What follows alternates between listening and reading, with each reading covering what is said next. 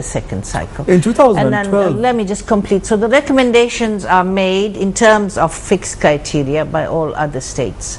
And developed countries receive as many, if not more, recommendations than developing countries. So it's not a focus only on developing countries. Madam High Commissioner, in 2012, in April, United States soldiers prayed in Afghanistan, killing nearly 12 civilians. However, following this incident that took place in Afghanistan, there has not been any substantial report or condemnation coming from the United Nations itself.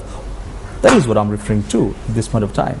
Yes, let me say these matters have been addressed by the independent experts. They've filed reports, they've investigated, filed reports and produced them before the General Assembly and the Human Rights Council.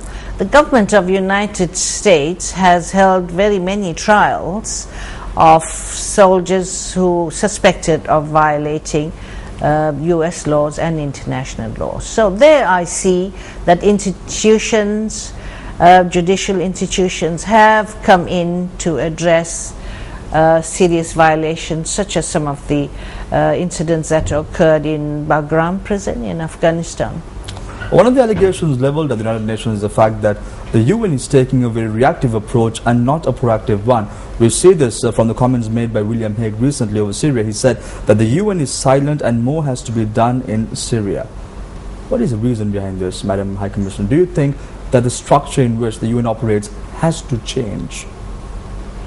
First, let me say I raise a strong voice in favor of looking at prevention of violations rather than waiting for them to happen.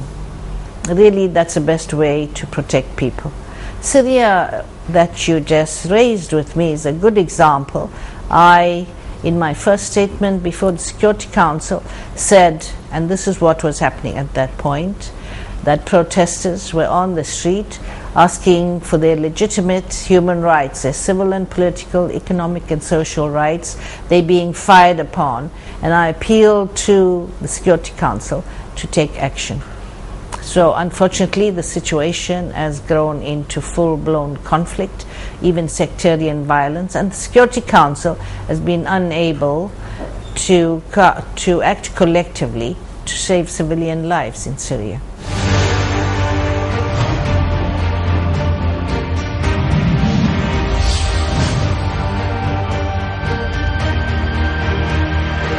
Wrapping up your visit today in Sri Lanka, what is the message you have for the government? I encourage the government to do more. I acknowledge that they've done a great deal, and I encourage other governments to help support Sri Lanka's initiatives.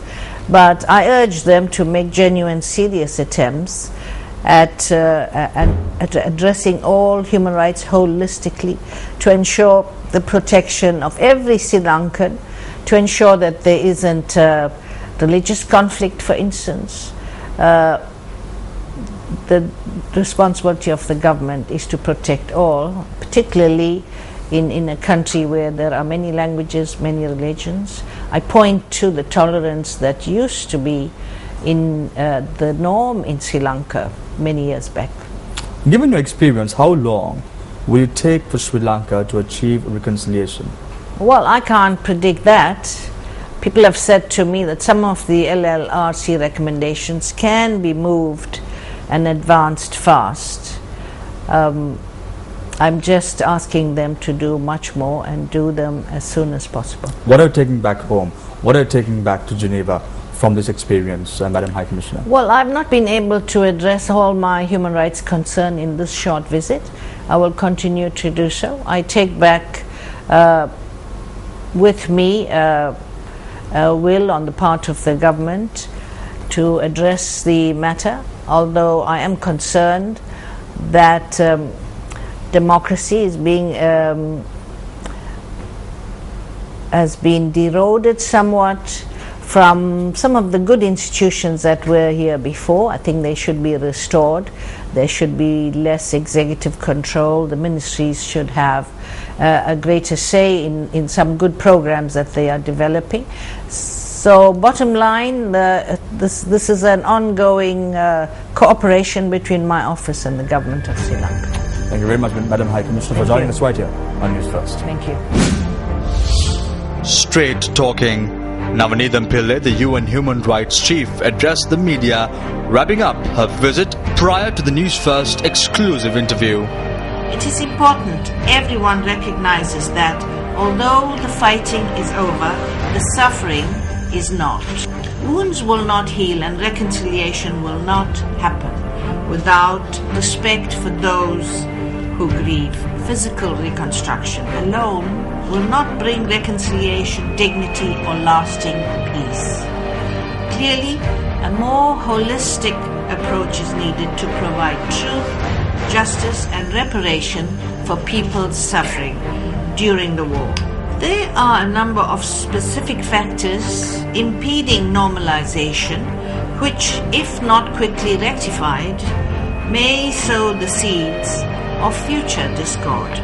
These are by and large to do with the curtailment or denial of personal freedoms and human rights, or linked to persistent impunity and the failure of rule of law. She also expressed the following views. I also requested more information about the courts of inquiry appointed by the Army to further investigate the allegations of civilian casualties and summary executions, and suggested that appointing the Army to investigate itself does not inspire confidence in a country where so many past investigations and commissions of inquiry have foundered one way or another. Unless there is a credible national process, calls for an international inquiry are likely to continue.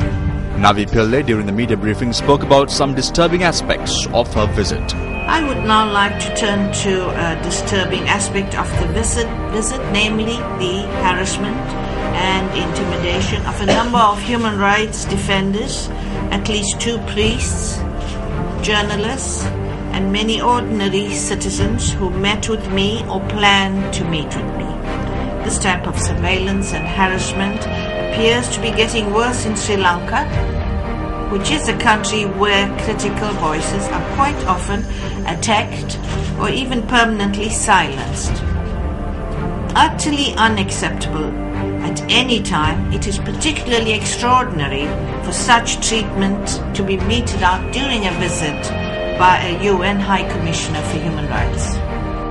She also had this to say.